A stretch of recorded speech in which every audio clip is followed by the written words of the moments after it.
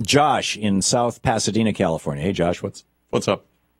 Hey, Tom. I've called it a bunch of times, and I'm definitely. I think you're great. I love your show. And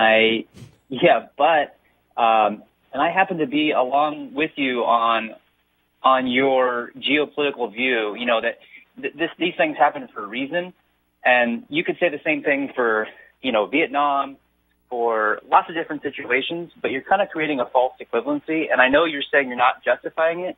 But by going way out of your way to explain it, you partially are, because there is no equivalency with any other group here. Like, the Germans dominated Europe for 50 years, and there is not a, bombing of German families or, saying, Vive la France while you bomb a German No, actually family. there was. It was called World War I. World War I was what set up World War II. And the Germans felt like they were they were victims because of the Treaty of Versailles. No, I understand that. That's what I'm saying. For 50 years, Germany just trounced all of Europe. They did it twice, and they killed 6 million Jews, of which I have family that was in the Holocaust. However, you don't see the Jews going back to Germany and blowing up people, or if Seth MacFarlane and South Park. They make fun of Jesus all the time. Right. You can't draw that same equivalency and you just brought up the Pope and Sinead O'Connor. This doesn't happen that way. And you can't just keep saying, well, because it happens in history, that it's somehow explained, because you can keep going back farther in history. Guess who invaded France first? It wasn't France invading North Africa. The Celts. North Africa invading France. Well, if you want to go back 3,000 years, it was the Celts. You can keep going. The point is, you can't just keep going back in time to explain everything. The point is, we're supposed to be a civilized generation. We can't just make explanations for everybody who bombs people and who kills people. They got what was coming. They're going to. Josh, you're taking the wrong message from what I'm saying. I'm not saying that here is why these guys did this and therefore blank, right? They're absent of context.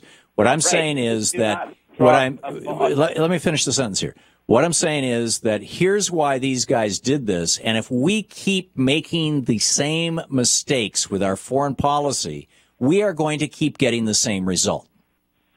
I agree with you. That would make sense if it was Vietnam terrorists coming after us and things like that, but it's not. You can't say anything about Muhammad. This is not necessarily a geopolitical issue.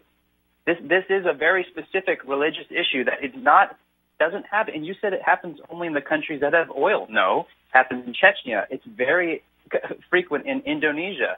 It's very frequent in England, in France. These are not just from people who are coming from countries that have oil. These are people who are born in those countries. So what do we do? Well, the first thing we do is don't try to make an explanation for psychopathic behavior. These are people who should have no excuse.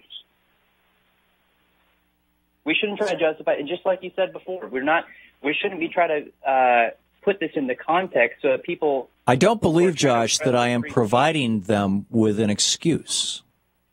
What I'm pointing out is that there's this series of events that have happened that have radicalized Muslims. And most of them have been all about the West, principally the United States and American-based oil companies, trying to get oil resources out of the Middle East. And we have radicalized Muslims. And then we're standing around going, oh, my God, radicalized Muslims. They're horrible people. Well, I agree with you on that one. I'm with you on that one. I just think it's when terrible things happen like this, it seems a little bit untimely to try to explain. Well, that was my point at the last break, was that, having this conversation the day after a horrible murder is really the knife's edge. And right. Maybe I should have waited a week to talk about it, but what the heck? This is what's here, and it's what's so. And I think if we don't look at this timeline that starts out with in large part, we could take the timeline back to the 19th century, where the Wahhabists were being supported by the Saudi family in part because of encouragement from the United States. Late 19th, early 20th century. Actually, it was 1860s when the Wahhabists first were cutting the deals with the Saudi royal family. If we don't go back and look at this history, we are doomed to repeat this stuff, as awful as it is. It's not justification. It's just what's so. Just like I think this is very similar to saying, and I really believe you can legitimately say this. And I'm a reasonably good student of German history, or at least modern German history, the 20th century German history, having lived in Germany for a year and having, read everything I could find out about it and written the first draft of a book about the religion of the Nazis, that had the Treaty of Versailles not been punitive as it was, that World War II never would have happened and Hitler never would have happened. That the Treaty of Versailles, which basically demanded these massive war reparations of Germany, who lost World War I, or was perceived or was identified as the aggressor in World War I, that when that happened, John Maynard Keynes came out and said, if this treaty is signed, and this was back in 1918, 1920, whenever the treaty was signed, he said, if this treaty is signed, it is going to cause a second world war. And he was absolutely right. And I'm saying if we continue the process of occupying Arab countries, drone striking Arab countries, moving our oil companies into Arab countries to get their oil out of there, we're going to continue to have these kind of problems.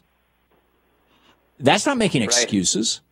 Right. I'm not making excuses for Hitler, but John Maynard Keynes predicted him.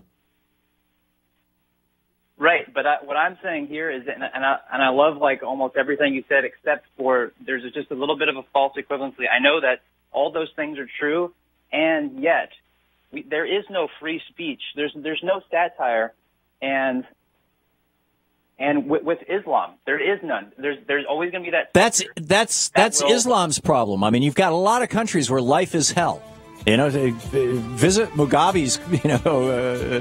There's a lot of countries where life is hell. It's when they start exporting that hell to us that it becomes our concern. And typically, they only export that hell to us when we're the ones who help create life is hell for them. That's my point. Anyway, Josh, I understand what you're saying, and I hope that nobody is construing what I'm saying as any kind of justification for what these whack jobs did yesterday, because there is none. You're listening to Thom Hartmann. Visit ThomHartmann.com for audio and video archives. That said, what's the old saying? Those who don't remember history are doomed to repeat it. Stick around.